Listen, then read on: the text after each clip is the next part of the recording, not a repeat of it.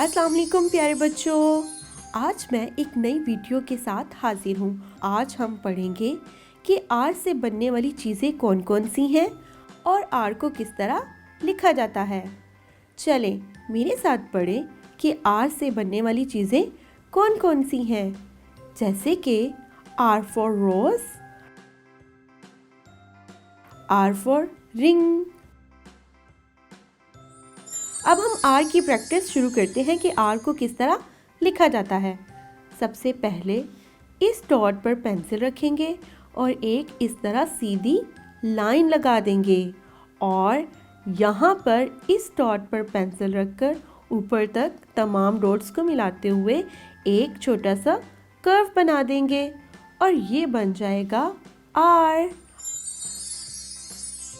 अब हम दोबारा इसकी प्रैक्टिस करते हैं कि आर को किस तरह लिखा जाता है।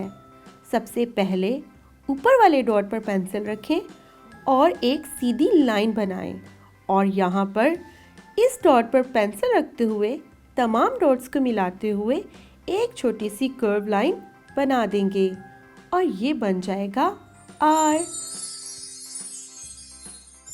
तो प्यारे बच्चों, आज हमने सीखा कि आर से बनने वाली चीज़ों के नाम कौन कौन से हैं और आर को किस तरह लिखा जाता है।